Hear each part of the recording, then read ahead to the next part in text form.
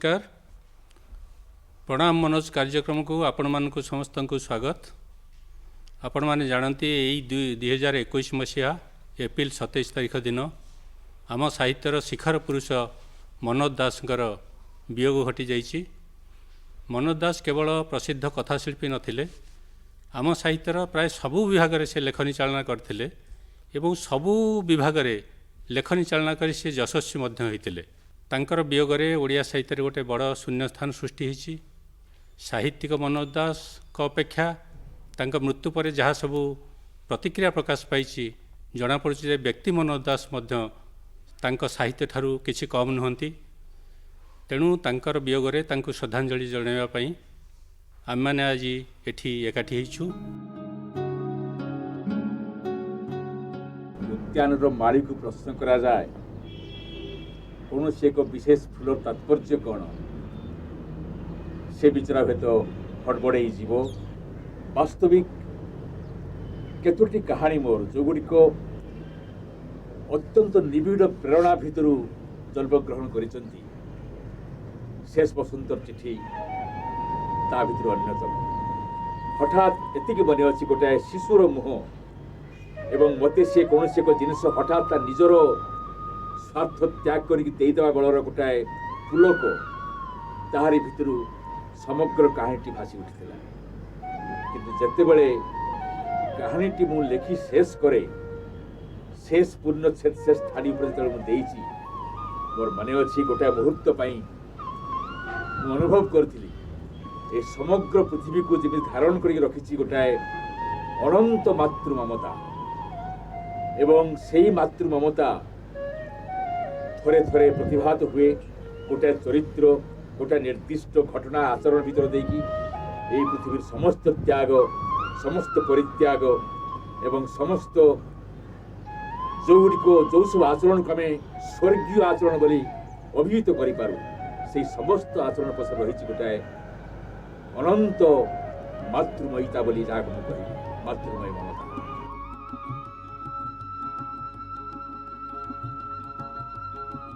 मो टिकी माँ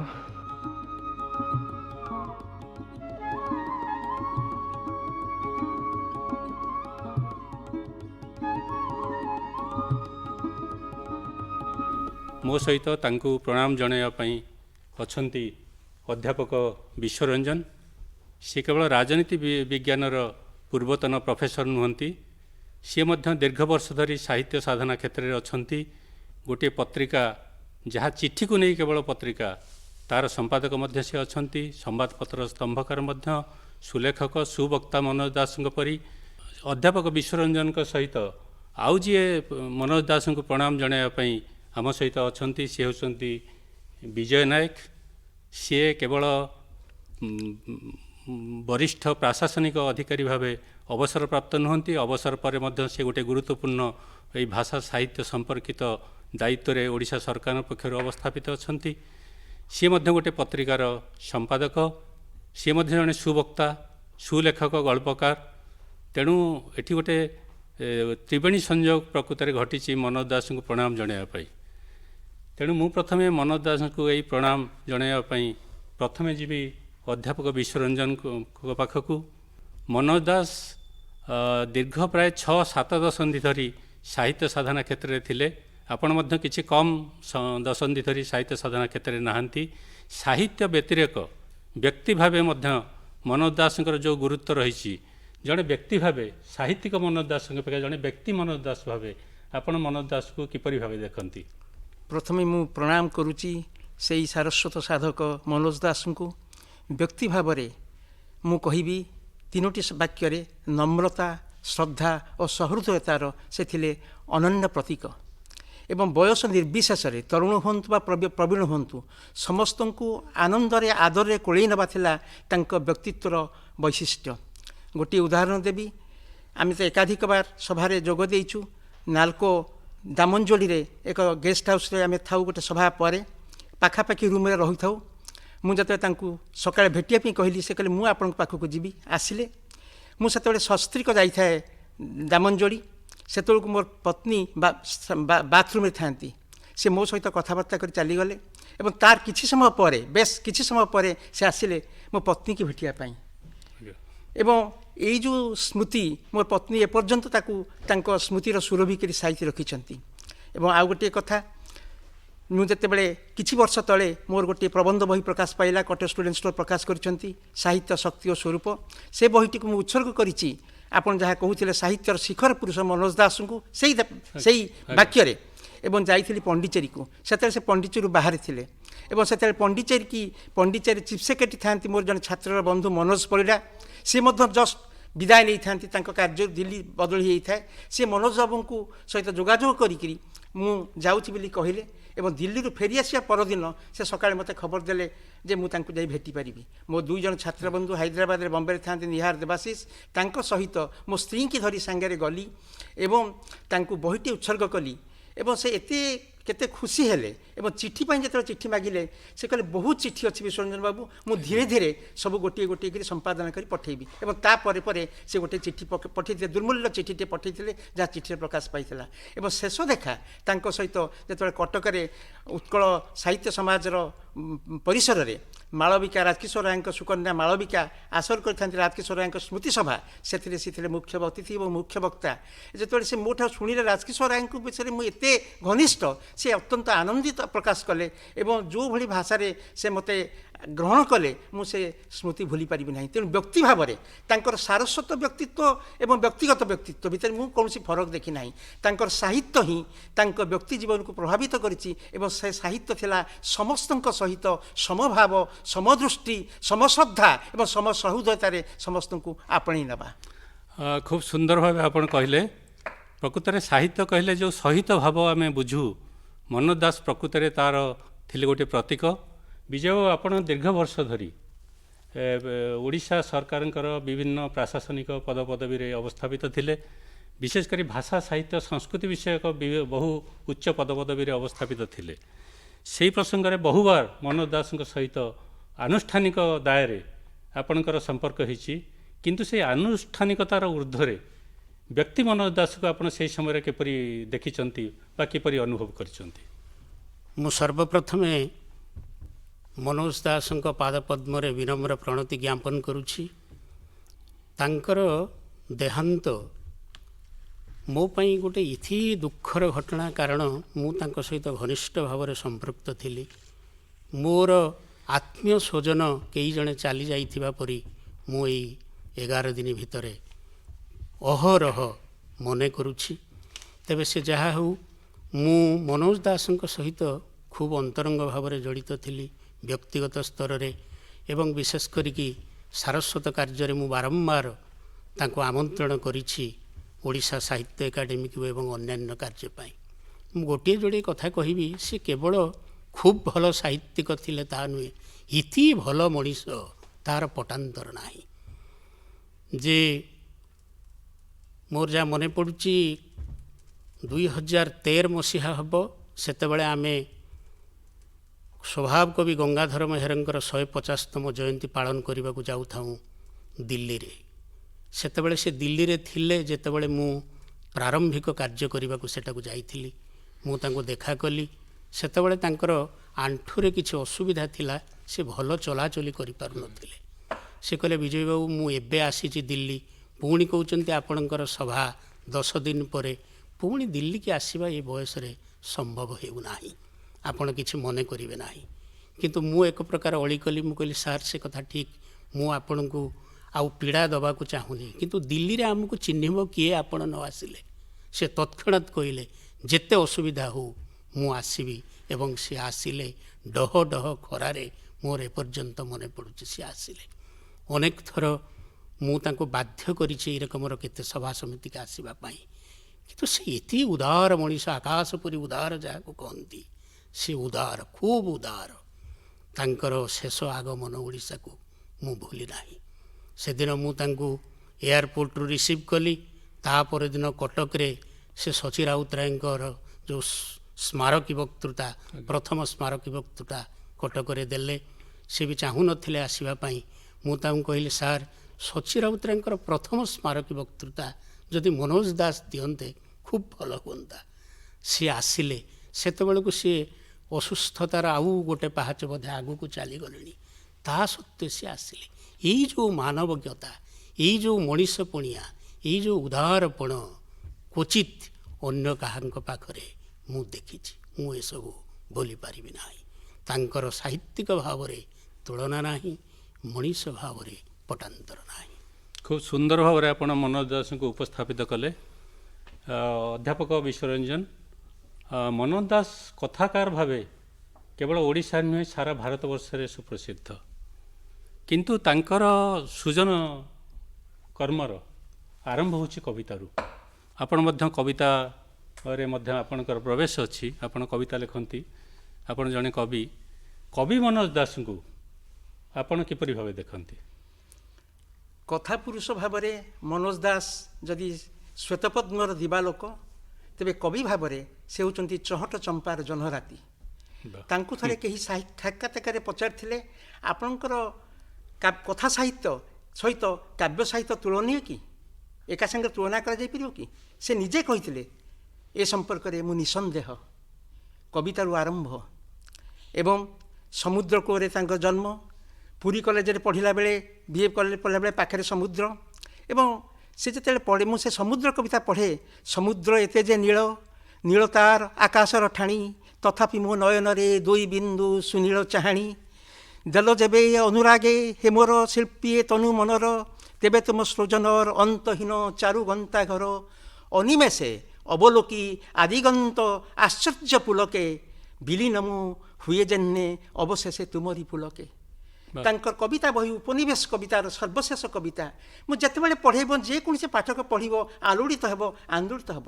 କିନ୍ତୁ ଏଇ କବି ଯେତେବେଳେ ଛାତ୍ର ଅବସ୍ଥାରେ ସେ ବିପ୍ଳବ କବିତା ରଚନା କରୁଥିଲେ, ସୂର୍ଯ୍ୟ ଉଠେ ଦୂରରେ, ନୌକା ଭିଡ଼ା ତୀରରେ, ଏବଂ କବିତା ରଚନା କରୁନଥିଲେ, ନିଜେ ହାରମୋନିୟମ ଧରି ସେ ଗୀତ ଗାଉଥିଲେ, ସଂଯୋଜନା କରୁଥିଲେ, ଲିରିକ୍ସ ଲେଖୁଥିଲେ। ଏବଂ ବର୍ତ୍ତମାନ ତ କୃଷକ ସମାବେଶ କଥା କୁହାଯାଉଛି। 1954ରେ ଯେତେବେଳେ କୃଷକ ସମାବେଶ ହେଲା ଏଇ ଭୁବନେଶ୍ୱରରେ, ସେ ନିଜେ ଯାଇକି ଆସୁଥିଲେ, ରାଜଧାନୀ ପୁରୀରେ ଲାଗିଛି ନିଆଁରେ ଲାଗିଛି ନିଆଁ, ମନ୍ତ୍ରୀ ବାହିନୀ ସନ୍ତ୍ରାସେ ଥରି ଉଠୁଛି କିଆଁ, ଖୋଲା ମଇଦାନ ରାସ୍ତା କଡ଼, ପବନ ଚଳୁନି ଏଇନେ ଭିଡ଼, ଏସନ ଭିଡ଼, ଥରି ଥରି ଉଠେ ବିଧାନସଭାର ଅମୁହାଁ ନୀଡ଼, ଲାଲ ପତାକାର ବାଦଲ ଉଡ଼ାଇ ଗଗନେ ମାଥିଛି ରକ୍ତ ଝଡ଼। এই যে বিপ্লবর কবিতার ভিতর, বিপ্লবরু পুଣି আধ্যাত্মিকতা কিভাবে উত্তরণ হচ্ছে, কবি জীবনের উত্তরণ হচ্ছে। এবং কହୁଛନ୍ତି ମୁଁ ପୁଣି ଆସିବି ଫେରି ସମୟର ଶୁଭ୍ର ବାଲିଚରେ, ବାରି ବାରି ପଦଚିହ୍ନ ଏ ବିସ୍ତୃତ ତିମିର ଶିବିରେ, ବେନି କରି ଆଣିଥିବି ସେଦିନ ମୁଁ ଆବରି ଯତନେ, ପ୍ରଥମ ପ୍ରଦୀପ ଏଇ ଅଭିଶପ୍ତ ତମସା ସଦନେ। ମୁଁ ପୁଣି ଥରେ ଫେରି ଆସିବି, ପୁନର୍ଜନ୍ମରେ ସେ ବିଶ୍ୱାସ କରନ୍ତି। ଏବଂ ସବୁଠୁ ବଡ଼ କଥା ହେଉଛି ତାଙ୍କ ଯେଉଁ କବିତା ଉତ୍କଳ, ସେ ହେଉଛି ଉତ୍କଳର ଆତ୍ମସତ୍ତା ଭିତରକୁ ଏକ ଲଳିତ ନିମନ୍ତ୍ରଣ। ତାতে ସ୍ଥାନ ଅଛି, କାଳ ଅଛି, ଚରିତ୍ର ଅଛନ୍ତି, ପୁରୀ କୋଣାର୍କ ସାକ୍ଷୀଗୋପାଳ ନିଜ ଗାଁ ଶଙ୍ଖାରୀ, ପୁଣି ଚରିତ୍ରମାନଙ୍କ ଭିତରେ ଲଳିତା ବିଶ୍ୱାବସୁ, ଧର୍ମପଦ, ଖାରବେଳ, ଶାରଳା ଦାସ, ଜଗନ୍ନାଥ ଦାସ, ଗୋପବନ୍ଧୁ, ଇନ୍ଦ୍ରଦ୍ୟୁମ୍ନ, ଶାଲବେଗ, ବନ୍ଧୁ ମହାନ୍ତି, ଚନ୍ଦନ ହଜୁରୀ, ପଠାଣି ସାମନ୍ତ, ମାଣିକ ଗୌରୀ, ସବୁ ଚରିତ୍ର ଅଛନ୍ତି। ଏବଂ ସବୁଠୁ ହେଉଛି ଏଭଳି ମାଟି ମନସ୍କ କବି, ସେ ନିଜ ଗାଁକୁ ଭୁଲି ନାହାନ୍ତି। ଏବଂ ଗୋଟିଏ କଥା କହିବି, ଯେତେବେଳେ ଗାଁ ବିଷୟରେ କହିଛନ୍ତି, ମାନଚିତ୍ରେ ସେ ମୂଲକ ଉତ୍କଳର ସୁଦୂର ଉତ୍ତର, ଶଙ୍ଖାରୀ ତେଘରୀ ଆଦି ଦେବଗ୍ରାମ ଶ୍ରୀଚନ୍ଦନେଶ୍ୱର, ଉତ୍କଳ ଓ ବଙ୍ଗଭୂମି ସମ୍ପ୍ରୀତିର ଚୁକ୍ତିର ଖସଡ଼ା, ସୀମାନ୍ତର କର୍ମୋଚ୍ଛଳ ଜନପଦ ଉଜ୍ଜ୍ୱଳ କଖଡ଼ା। ହେମର ମୂଲକ ଜୀବନର ସକାଳର ହେ ପ୍ରେରଣା, ହେମର ଦିଗ୍ଦର୍ଶକ, ତୁମେ ମୋର ଜନନୀର ପ୍ରସାରିତ କୋଳ, ଜୀବନ ସାରଣ୍ୟ କରେ ନମସ୍କାର, ମୋ ସ୍ମୃତିର ତୁମ ରୂପ ଚିର ଆୟୁଷ୍ମାଳ। ଏ ହେଉଛନ୍ତି ସେଇ କବି ଯେ ମାଟିକି ଭୁଲି ନାହାନ୍ତି, ମାଟି ଉପରେ ପାଦ ଥୋଇଛନ୍ତି ଏବଂ ଆକାଶର ଅଭିପ୍ସା ନେଇକରି ତାଙ୍କର କାବ୍ୟ ଜଗତ ପ୍ରସାରିତ ହୋଇଛି। ମୁଁ ସେଇଥିପାଇଁ କହିଲି, ଯେତେବେଳେ ତାଙ୍କର କବିତା ପଢ଼େ ମନେ ହୁଏ ଯେମିତି ସେ ସ୍ୱୟଂ ମନୋଜ, କବି ମନୋଜ ଏକ ଚହଟ ଚମ୍ପାର ଜହ୍ନ ରାତି। খুব সুন্দর ভাবে ଆପଣ কবি মনোজ দাসଙ୍କୁ ଉପସ୍ଥାପିତ କଲେ। କିନ୍ତୁ ମନୋଜ ଦାସ ଅଧିକ ପରିଚିତ କାହାଣୀକାର ଭାବରେ। ଆମ ଭାରତୀୟ କାହାଣୀ ପରମ୍ପରାକୁ ସେ ଯେପରି ଭାବେ ଆଧୁନିକ କାଳରେ ଆଣି ଆଧୁନିକ ଗଳ୍ପରେ ପରୀକ୍ଷା କଲେ, ସେପରି ବୋଧେ ହୁଏ ଆଉ କୌଣସି କଥାକାର ଆମ ସାହିତ୍ୟରେ କରିନାହାନ୍ତି, ଯେଉଁଥିପାଇଁ ସିଏ ଆଜି ଏତେ ଲୋକପ୍ରିୟ। ବିଜୟ ବାବୁ, ଆପଣ ଗୋଟିଏ କାହାଣୀ ପତ୍ରିକାର ସମ୍ପାଦକ ମଧ୍ୟ, ତେଣୁ ଆପଣ ଜଣେ ସୁନ୍ଦର ଖୁବ୍ ଭଲ ପାଠକ ମଧ୍ୟ। କାହାଣୀକାର ମନୋଜ ଦାସଙ୍କୁ ଆପଣ କିପରି ଭାବରେ ଉପସ୍ଥାପିତ କରିବେ, ଯେଉଁମାନେ ଆମକୁ ଶୁଣୁଛନ୍ତି ତାଙ୍କୁ କିପରି କାହାଣୀକାର ଭାବରେ ତାଙ୍କୁ ଶ୍ରଦ୍ଧାଞ୍ଜଳି ଜଣାଇବେ? ମନୋଜ ଦାସ କେବଳ ଓଡ଼ିଶାର ଯେଉଁ ଗଳ୍ପ ଲେଖାଯାଉଛି ବା ଓଡ଼ିଆ ଗଳ୍ପର ପ୍ରତିନିଧି ନୁହନ୍ତି, ସେ ସମଗ୍ର ଭାରତୀୟ କଥା କାହାଣୀର ପ୍ରତିନିଧି, ଯିଏକି ଭାରତୀୟ କଥା କାହାଣୀକୁ ସମକାଳରେ ବିଶ୍ୱଜନୀନ କରିଛନ୍ତି। ଏଠି ବହୁ କଥା ଆଲୋଚନା କରାଯାଇଛି, ମୁଁ କିନ୍ତୁ ଗୋଟିଏ କଥା କହି ରଖିବାକୁ ଚାହିଁବି ଯେ ବିଶ୍ୱର ଯେଉଁ ବାଣୀ ଭଣ୍ଡାରକୁ ଭାରତବର୍ଷର ଅବଦାନ ବିବିଧ ଏବଂ ବିପୁଳ। ଆମେ ଦୁଇଟି ମହାଗ୍ରନ୍ଥ ବା ମହାକାବ୍ୟ ରାମାୟଣ ମହାଭାରତ କେବଳ ବିଶ୍ୱକୁ ଦାନ ଦେଇନାହୁଁ, ଆମେ ଶୂନ୍ୟର ସ୍ଥାନ ନିରୂପଣ କରିଛୁ ବିଜ୍ଞାନ କ୍ଷେତ୍ରରେ। ଏବଂ ସବୁଠାରୁ ବଡ଼ କଥା, କାହାଣୀର ପରମ୍ପରା ହେଉଛି ଭାରତବର୍ଷର ପରମ୍ପରା। ସିଏ ଲୋକ କାହାଣୀ, ଜାତକ କାହାଣୀ ଠାରୁ ଆରମ୍ଭ କରି ଯେଉଁ 3 ଜଣ ମୂର୍ଦ୍ଧନ୍ୟ ପୁରୁଷ ସମଗ୍ର ବିଶ୍ୱକୁ କାହାଣୀ ପରିବେଷଣ କରିଥିଲେ, ସେ ହେଉଛନ୍ତି ବିଷ୍ଣୁ ଶର୍ମା, ଦଣ୍ଡି ଏବଂ ସୋମଦେବ। ଏଇ ଯେଉଁ ପରମ୍ପରାକୁ ଗୋଟେ ସମୟରେ କେହି ମନେ ପକାଉନଥିଲେ, ସମସ୍ତେ ଗପ ଲେଖୁଥିଲେ, କେହି ଗପ କହୁନଥିଲେ। ମନୋଜ ଦାସ ଗପ କଥକ, ତେଣୁ ଗପ ସିଏ କହିଲେ। ଏଇ ଯେଉଁ କାହାଣୀ ପରମ୍ପରା, ଯେମିତି ବିଷ୍ଣୁ ଶର୍ମାଙ୍କର ଚରିତ୍ର ମନୁଷ୍ୟତର ପ୍ରାଣୀମାନେ, ସିଏ କୁମ୍ଭୀର କଥା, ମାଙ୍କଡ଼ କଥା, ନୀଳବର୍ଣ୍ଣ ଶୁଆଳ କଥା କାହାକୁ ବା ଅଜଣା।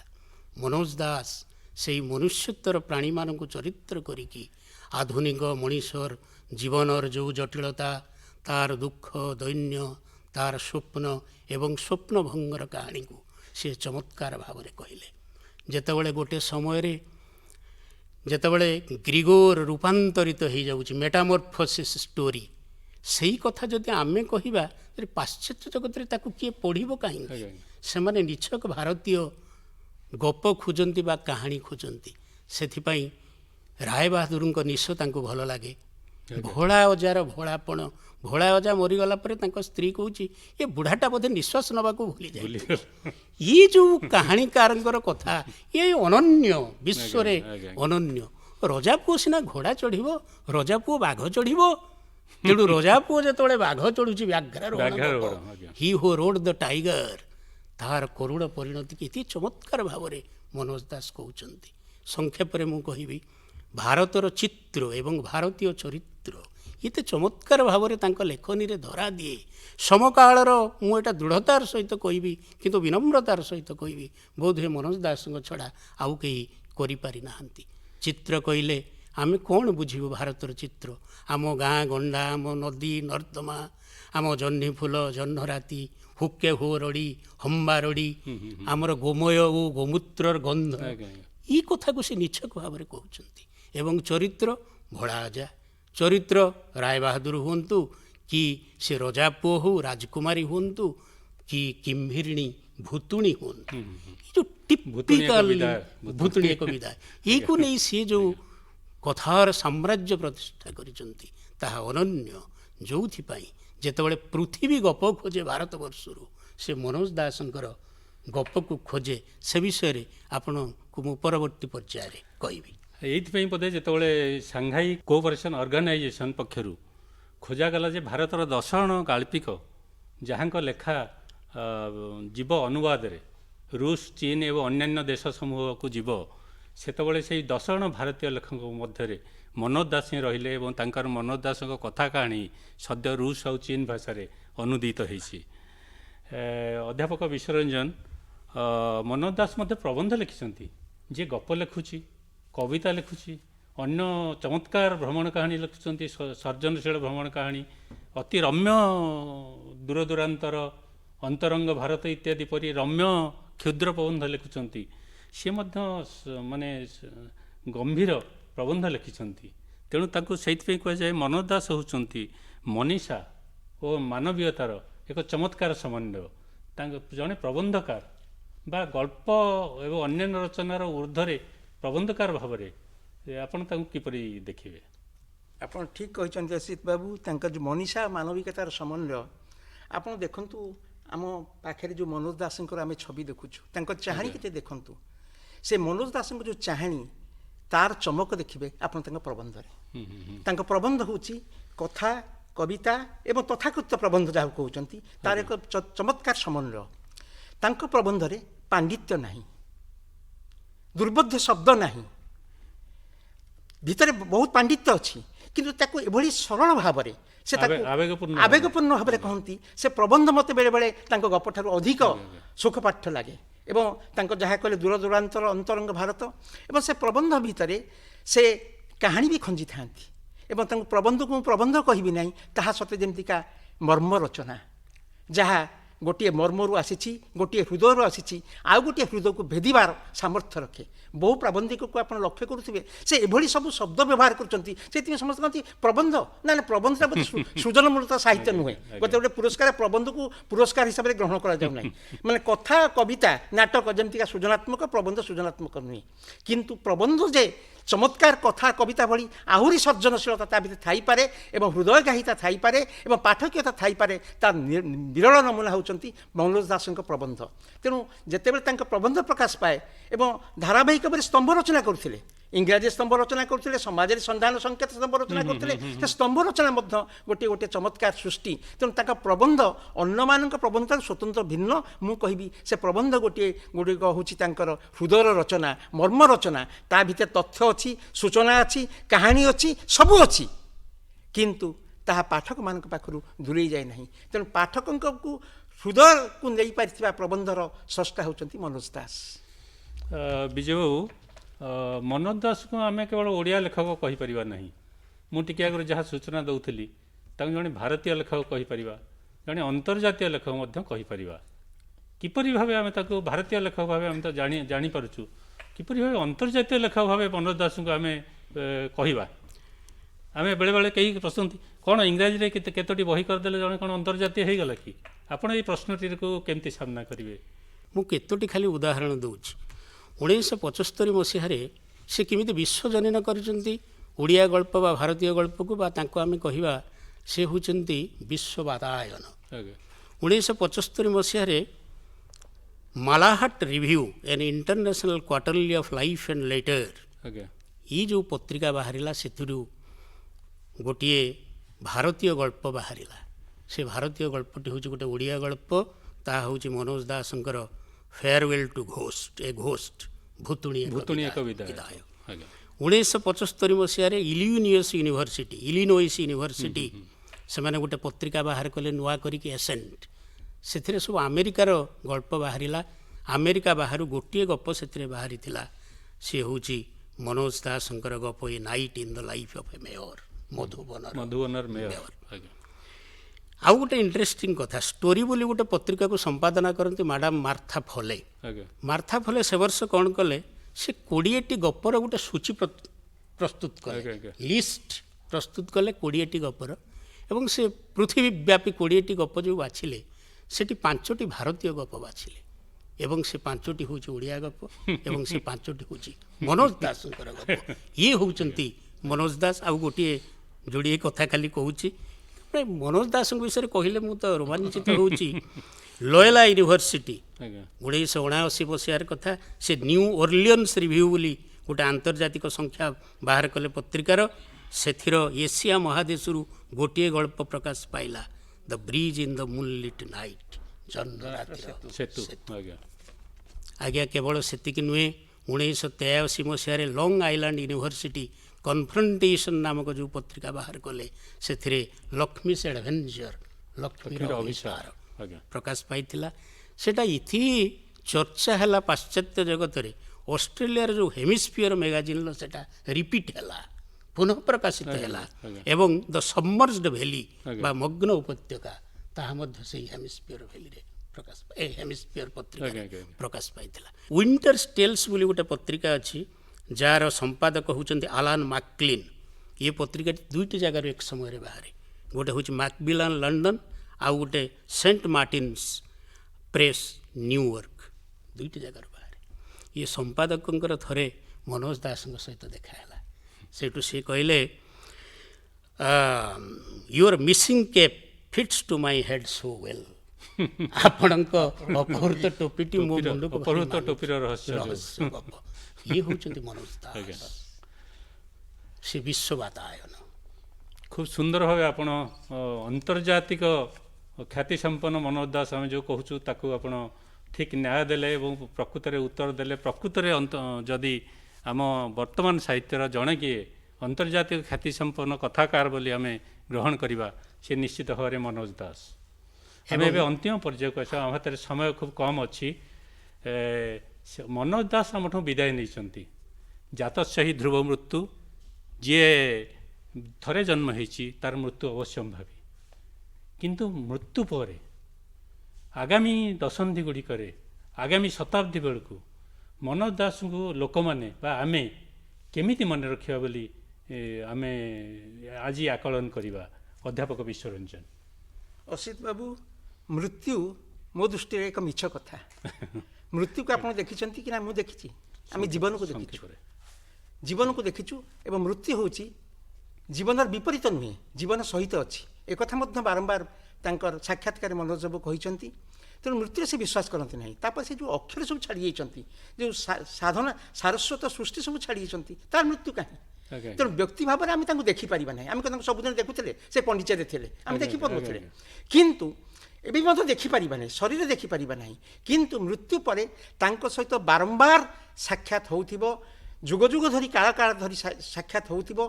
ଆମର ଯେଉଁ ନୂତନ ପିଢ଼ିମାନେ ଆସିଥିବେ ତାଙ୍କୁ ସାକ୍ଷାତ କରୁଥିବେ। ତାଙ୍କ ଗଳ୍ପର ଚରିତ୍ରମାନଙ୍କ ଭିତରେ ତାଙ୍କର କାଳୋତ୍ତୀର୍ଣ୍ଣ ସାହିତ୍ୟ ହିଁ ସେ ମୃତ୍ୟୁକୁ ଜୟ କରିଯିବ। ମାନେ ଅକ୍ଷର ସମ୍ବନ୍ଧା କୀର୍ତ୍ତି ସ୍ଥିରା ଭବତି ଭୂତରେ ଯାହା କୁହାଯାଇଛି, ତାର ପ୍ରକୃତ ନିଦର୍ଶନ ହେବେ ମନୋଜ ଦାସ। ବିଜୟ ବାବୁ, ଆପଣ ଏଇ ପ୍ରଶ୍ନଟିକୁ କେମିତି ଉପସ୍ଥାପିତ କରିବେ? ମୁଁ ଏଇଥି ସହିତ ସହମତ ଯେ ସେ ଅକ୍ଷର ପାଇଁ ନିଶ୍ଚିତ ଭାବରେ ଅକ୍ଷର ହେଇକି ରହିବେ। ସେ ଆଧୁନିକ ବିଷ୍ଣୁ ଶର୍ମା ଭାବରେ ସମଗ୍ର ଭାରତବର୍ଷରେ, ଓଡ଼ିଶାରେ ଏବଂ ସମଗ୍ର ପୃଥିବୀରେ ପୂଜିତ ହେବେ, ଏଥିରେ ସନ୍ଦେହ ନାହିଁ। ତା ସହିତ ଯେଉଁ କଥାଟି ମୁଁ ମୂଳରୁ କହିଛି, ସେ ଯେତେ ଭଲ ଲେଖକ ସେତେ ଭଲ ମଣିଷ। It is a rare combination. ତେଣୁ ସେ ଭଲ ମଣିଷ ଭାବରେ ଯେତେବେଳେ ତାଙ୍କ ସାହିତ୍ୟ ଚର୍ଚ୍ଚା ସହିତ ତାଙ୍କ ଜୀବନର ଲିପି ଲେଖାଯିବ, ତାଙ୍କର ଜୀବନର ଚିତ୍ର ଅଙ୍କନ କରାଯିବ, ସେତେବେଳେ ମଧ୍ୟ ସେ ଯେଉଁ ବ୍ୟକ୍ତି ସତ୍ତା, ଏବଂ ସୃଷ୍ଟି ସତ୍ତା ପାଇଁ ସେ ବଞ୍ଚିବେ ଏବଂ ଉତ୍ତରିତ ବ୍ୟକ୍ତି ସତ୍ତା, ସେ ଉତ୍ତରିତ ବ୍ୟକ୍ତି ସତ୍ତା ମଧ୍ୟ ଦେଖାଯାଏ।